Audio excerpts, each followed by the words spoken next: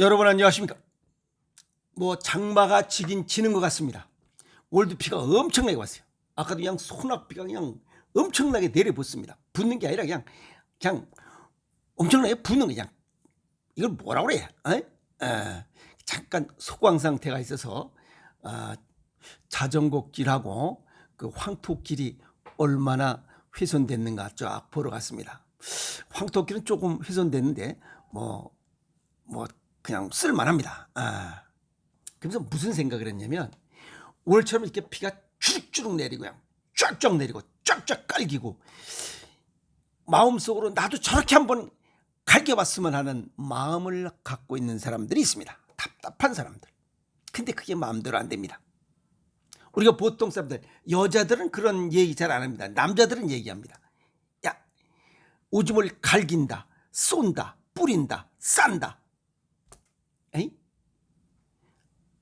전립선 비대증이 있으면 이런 얘기가 그냥 남의 나라 이야기입니다. 그냥 찔찔찔찔하고 그냥 끙끙거리고 오줌이 나오질 않으니까. 그리고 전립선 비대증에 관한 이야기. 아까 피가 그냥 옥수같이 쏟아 이런 거 그냥 꿈 같은 이야기. 나도 언제나 저렇게 한번 좀 시원하게 오줌 좀 한번 갈겨보고 뿌려보고 날려보고 싸보고 죽나 하는 생각을 가진 사람들. 얼마든지 그렇게 할 수 있다. 희망을 전달해 드리도록 하겠습니다. 우리나라 50대 이상 절반이 전립선 비대증 이걸 갖고 있다니 참 너무 웃긴 얘기 아닙니까? 그리고 이 전립선 비대증을 방치하고 그냥 남들도 나이 먹어서 그러려니 하고 오줌 찔찔찔찔 하다가 이게 이 방광이 그냥 망가져 버리는 거예요. 에이? 전립선은 남자만 갖고 있는 생식기관입니다. 여자 없죠. 그래서 어찌 보면 또 행복입니다. 그런데 남자만 갖고 있는 생식기관으로서 이 전립선은 정액을 일부 만들고 정자 운동 활발하게 할 수 있고 또 수종 능력에 관한 아주 굉장히 중요한 기관이에요. 그런데 나이 들면서 이게 전립선염, 전립선 비대증, 전립선암이 발생하는 거예요. 여자들의 자궁경부암, 자궁근종처럼 아주 비교적 흔한 질환 중에 하나입니다. 그래서 50대 들어서면서부터 많이 발생하는 질환이다. 그런데 왜 5, 60대 되면 이런 병들이 많이 생기는 거예요? 그 전에 생기든지 그 이후에 생기면 되지. 참 희한한 일도 다 있어요. 그게 자연의 순리에 따르는 거예요. 자연의 순리에 따르면 이런 일이 없어요. 전립선 비대가 돼가지고 요도를 압박하는 거야. 그래서 오줌이 잘 안 나와. 그래서 전립선 비대증은 오줌 넣기가 힘들어요. 그래서 화장실에 들어가서 그냥 남들은 벌써 몇 명이 오줌 넣고 나가는데 혼자서 그냥 계속 들고 있는 거예요. 30분 동안 계속 들고 있어. 이제 미안하니까 그 대변 똥 싸는데 거기 들어가서 앉아서 한 30분 끙끙거리다 이마에 땀 뻘뻘 흘리면서 나와요. 그래도 오줌 다 못 넣는 거예요. 한 20cc 정도 호두알 크기만 하죠. 이게 점점 커지는 거야. 그래서 귤 많아지고 야구공 많아져요.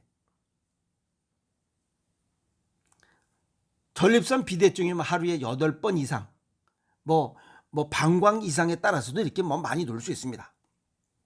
그래서 빈뇨가 있고 오줌을 쌀 것 같은 절방뇨, 그 다음에 힘일주어에 나오는 보갑배뇨, 배에다 힘을 줘야 돼요. 화장실에 30분씩 서서 이빨이 끙끙거리면서 싸야 돼요. 그 다음에 오줌을 넣는데도 이게 아직 더 남은 것 같아요. 그래서 이걸 좀 계속 털어야 되는 이런 잔뇨감, 이런 것이 있는 사람들은 보면 이건 음양오행상에 동양의학적으로는 잔뇨감이 있고 이런 것들은 전부 다 상화, 면역력이 떨어졌을 때 나타나는 증상으로 봐요. 그러니까 면역력이 연관되어 있다는 거예요. 그래서 이런 것들은 서양의학적으로 전립선 비대증을 의심해보라 하는 겁니다. 대한비뇨학회에서는 이 전립선 유병률을 50대는 50%, 60대는 60%, 70대는 70%, 그러니까 나이대의 퍼센트 곱하기 10 여기 정도 유병률이 있다. 그러니까 나이가 많을수록 이 전립선 유병률이 높다. 그리고 설문조사에 의하면 전립선 비대증 환자의 52%는 아예 반 정도는 병원을 안 간대요. 나이 먹어서 그러려니 남들도 그런데 뭐 나이 먹어서 뭐 젊은 놈처럼 오줌 쫙쫙 갈길 수 있냐, 이렇게 그냥 자연스럽게 나이 탓을 한다는 거예요. 그런데 이걸 그냥 방치해버리면 요로 감염이나 방광결석, 그리고 이 오줌이 마려도 소변을 볼 수 없는 급성 요폐, 오줌이 안 나오는 거야. 근데 오줌을 계속 차지. 왜? 20초마다 한 번씩 오줌을 계속 콩팥에서 혈액순환하면서 만들어내니까. 그러니까 이게 압이 세져가지고 이 요관이 터져버리는 거예요. 요로계가 파열돼 버리는 거예요. 이러면 응급실로 가야 돼요. 그래서 굉장히 알고 보면 위험한 그런 질환이기도 해. 근데 너무 자연스럽게 그냥 나이 먹어서 그러냐고 넘어간다는 거예요. 일교차가 큰 환절기에 주의해라. 인제대 상계 백병원 비뇨기과 연구팀에서 이 비대증 환자 144만 6,465명을 분석한 결과 일교차가 14도씨를 넘으면 14도를 넘으면 4도 이하일 때보다 48%가 응급실에 가더라. 이게 바로 자연의 순리입니다. 이네들은 뭐라고 분석했냐면 낮은 기온에 수축했다가 제대로 이완하지 못해서 소변길이 막히는 현상 때문이다. 이거는 자연의 순리를 모르는 사람들, 책상머리에 앉아서 얘기하는 사람들이. 왜냐하면 일교차가 심한 것은 환절기나 이 외부 기온이 높고, 이 외부 기온이 높으면 몸 내부는 차가워진다 그랬잖아요. 그러면 이게 쭈그라들어요. 몸이 차가워져요. 그러면 모든 기관이 오그라들면서 전립선까지 오그라들어요. 근데 이게 기온이 갑자기 여름에서 겨울로 바뀔 수가 없잖아요. 그래 안 그래요? 그러니까 여름이 되면 외부 기온이 오르고 몸 내부가 차가워지기 때문에 전립선이 쪼그라들어. 그러면 오그라들면서 오줌길이 짜그라들어. 그럼 오줌 넣기가 힘들어. 그러지 않아도 오줌 넣기가 힘든데. 그것이 언제 돼야 되냐? 겨울이 돼야 됩니다. 그러면 인위적으로 겨울을 만드는 것은 음식밖에 없어요. 왜? 몸 내부가 차가워지니까 몸 내부를 따뜻하게 하라. 이게 동의보감에 뭐랬어? 하월가만이라고 했잖아. 그래서 몸 내부를 따뜻하게 하는 것은 매운맛과 짠맛밖에 없어요. 매운맛과 짠맛을 먹으면 몸 내부가 따뜻해져. 오죽하면 열내는 음식이 마늘이 항암식품 1위에 있잖아. 그러면 매운맛 이것만 있는 게 아니라 파, 마늘, 양파, 담아내기, 생강, 이런 것들 다 매운 음식들 아니야. 그런 걸 먹으라 이 말이야. 그냥 우리나라 김장김치를 많이 먹는 사람은 전립선에 걸릴 일이 없다는 거야. 그리고 짜게 먹는 사람은 걸릴 일 없고. 아시겠어요? 얘기가 그겁니다. 그래서 여름에 냉방, 외부 기온이 덥고 몸 내부가 차가워진 이런 상태에서 또 냉방기까지 틀어봐. 이건 안팎으로 차가워져요. 그러면 전립선이 이 비대증이 더 심해지는 거야. 그럼 결국 병원 가야 돼요. 거기다 또 찬 음료까지 먹어제껴. 그럼 죽으라는 뜻이지. 자연의 순리가 얼마나 중요하고 정확한지 아세요? 보건복지부에서 보건의료 빅데이터 2016년부터 2017년도 요 2년 동안 데이터 낸 자료를 분석하니까 한여름 7월달과 8월달에 7월달에 71만 명, 8월달에 75만 명이 이 전립선 비대증 환자가 생겼어요. 그런데 겨울에 보니까 겨울 1월달에 70만 명, 2월달에 74만 명, 1만 명이 줄은 거야. 1만 명이 줄은 거야. 여름철이 겨울철보다 전립선 비대증 환자가 더 많이 발생한다는 거야. 그게 외부 기온이 더우면 몸 내부가 차가워져서 전립선 비대증이 있던 사람이 더 심해지기 때문에 여름철이, 그래서 하월가만, 뱃속이 따뜻하면 병이 없다. 하서장리법, 그 다음에 한안장섭, 여름철 건강관리가 굉장히 어렵다는 얘기가 동의보감에 나오는 게 딱 맞아 떨어지잖아요. 이건 자연의 순리로 봐야지 이게 무슨 뭐 이게 뭐 책상머리에 앉아서 이거 서양의학적으로 설명할 수 없는 거야 이거는. 그래서 여름철이 왜 많이 발생하느냐, 그건 자연의 순리를 이해하지 못하면, 외부 기온이 더운 만큼 몸 내부가 차가워지는 것을 이해하지 못하면 이건 설명할 수가 없어요. 이해하십니까? 그래서 여름에 뜨거운 음식을 먹어야 전립선 비대증을 확장시킬 수 있다. 그래서 개선시킬 수 있다는 겁니다. 여기 뭐 서양의학적으로 약물 치료, 수술 치료하고 그랬는데 뭐 요즘 뭐 최근 워터젯으로다가 뭐 전립선 조직을 띄어내고 뭐 어쩌고 저쩌고, 그건 뭐 서양의학적으로 하는 거고, 전립선 비대증은 암으로 전이되지 않습니다. 이 발생 위치가 전혀 달라요. 그래서 그런 걱정은 안 해도 됩니다. 아시겠어요? 그리고 호르몬 체계의 혼란으로, 이 호르몬 체계의 혼란이라는 것은 콩팥이 관여해요. 신장이 관여합니다. 신장의 부신 조직. 아시겠어요? 여기 호르몬 체계 혼란으로 전립선 세포의 수와 크기가 증가하는 질환이 전립선 비대증이에요. 그래서 콩팥이 연관돼 있다. 생식 비뇨기계. 알았어요?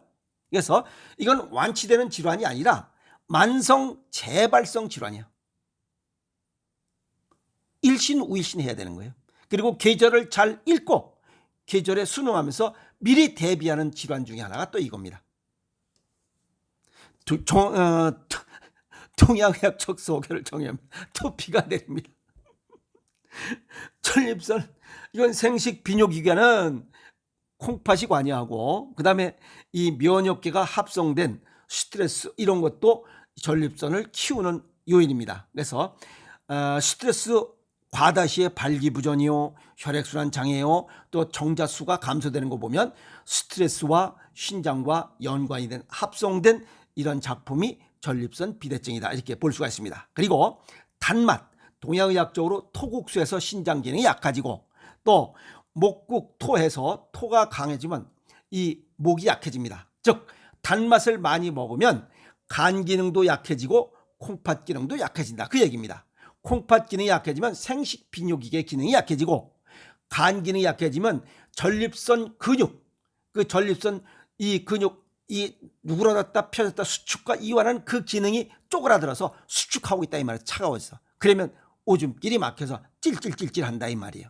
그래서 이 전립선 비대증은 스트레스, 그 다음에 신장, 간 세 개가 합성된 질환입니다. 단일 질환이 아니에요. 아시겠습니까? 그러면 몸 외부보다는 몸 내부를 따뜻하게 해야 돼. 그것은 매운맛과 짠맛의 음식뿐입니다. 김장김치, 장아찌, 절임 음식, 젓갈류, 카레밥, 무밥, 미역국, 매운탕, 이렇게 매콤하고 짭짤한 음식을 먹어야만 전립선 비대증을 예방하고 치유할 수 있습니다. 아셨어요? 뭐 매운맛을 뭐 어쩌고 저쩌고, 짠맛이 어쩌고 저쩌고, 뭐 무슨 지렁이 그 발톱 깎는 소리를 하고 앉았고 그러면 안 된다 이 말이야. 그런 이 전립선 비대증은 영영 못 고쳐. 그냥 죽을 때까지 그냥 오줌 이러다가 그냥 죽어버리는 거야. 그래서 하복부에, 이 아랫배에 소금물 찜질하는 것도 좋고, 그리고 반사고, 발 반사고, 여기 발 안쪽에 요 발뒤꿈치 요 통통한 부분, 이 복숭아뼈 밑에 거기 통통한 부분이 이 전립선 반사구예요. 거기를 어떻게 자극하면 돼요? 맨발로 걷는 게 제일 좋고, 뜨거운 물 조격에도 좋고, 거기에 크림 발라서 자꾸만 숟갈로 문질러도 좋아. 그러면 전립선 비대증이 조금씩 완화되기 시작합니다. 아시겠어요? 그래서 발뒤꿈치 안쪽을 자꾸만 자극하려면 맨발로 걷는 것밖에 없어요. 숟갈로 긁는 것보다. 그래서 오늘같이 시원한 빗줄기 쫙쫙 내리듯이 시원하게 오줌 한번 깔기고 죽으려면 나가서 운동하세요. 나가서 걸으면 돼요. 아시겠어요? 오줌이 매려면 가다 그냥 누워. 누가 뭐라지 않아요. 지금부터 노력하면 됩니다. 아시겠어요? 왜 화장실에서 30분씩 끙끙거리고 몇 명 나갈 때까지 계속 꺼내놓고 자랑하고 있는지 젊은 아새끼들을 몰라. 그 새끼들도 50이 넘어보면 그 새끼들도 이제 서서히 3분, 5분, 10분, 15분, 그 새끼들도 30분씩 들고 있어야 됩니다. 아시겠어요? 나가서 걸어! 나가서 걸으면 전립선 비대증 쉽게 예방하고 치유할 수 있습니다. 50대 넘어서 이 전립선 비대증 때문에 고생하고 화장실에서 30분씩 끙끙거리고 이마에 땀 뻘뻘 흘리고 그런 불편을 겪지 않도록 하세요. 오늘처럼 시원하게 빗줄기를 한번 딱, 아까도 말씀드렸지만 어떻게 내린다, 갈긴다, 뿌린다, 싼다, 쏜다, 시원하게 한번 쏘는 그런 기대를 갖고 나가서 걸으세요. 걸으면 얼마든지 시원하게 오줌줄기 쏠 수 있습니다. 아시겠습니까? 맨발로 걷고 시원하게 오줌줄기 한번 쫙 갈겨봅시다. 화이팅!